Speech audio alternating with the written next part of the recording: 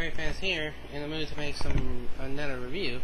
This time I'm going to review a good movie based off a video game, Resident Evil, starring Michelle Rodriguez and Mila. If I said her name wrong, please let me know. Jovovich.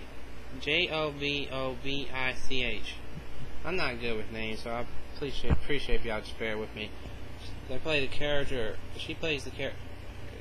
There's the character of Alice and Rain, right there. There's the zombie dog and picture of one of the zombies. I was going to review this with Resident Evil 2, but I ran into some technical difficulties. There's a picture of Alice fighting up the zombies, and I'll show you guys the disc before I get into the review of the movie. Yeah, there was a free offer to go see Resident Evil Apocalypse when you bought this movie. This disc is really scary. In my opinion, the disc really can freak you out. A team paramilitary commandos must battle fuzzy and undead killer mutant dogs and a supercomputer's deadly defenses before an unleashed virus consumes humanity in this adaptation of the hit video game series. In the movie, a computer kills a whole factory, a whole team of workers that were trapped inside this thing called the Hive. And Alice was there to be a protector in the mansion with her husband. But when she awakes, she has no memory of what happened. So basically, her and her husband were suffering from amnesia, but they later on in the movie discover why everything was going on. The movie has some good special features as well. And a gentleman named Matt is also in this movie because he's looking for his sister, who was unfortunately one of the victims. And then he just confesses why he was there. And the commando teams must join forces with them to battle the zombies and survive.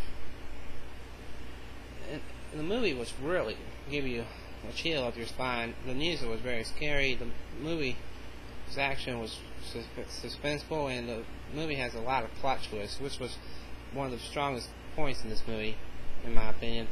The writers really did well in this movie. Paul W.S. Anderson did a great job directing this movie.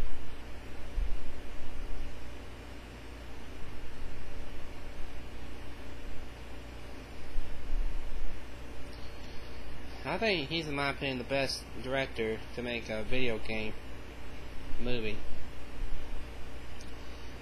He says in the special features on here that he spent 6 months playing the first Resident Evil game before he wrote the movie. That's why it's so strong, because he actually learned as much as he could about the game before he made the movie. And he also is the famous director who made the first Mortal Kombat movie. It's just the movie is very strong one. It's very good. If you don't have this movie, I urge you to get it. You don't have to be a fan of Resident Evil to enjoy this movie, but it really appealed to the fans of Resident Evil.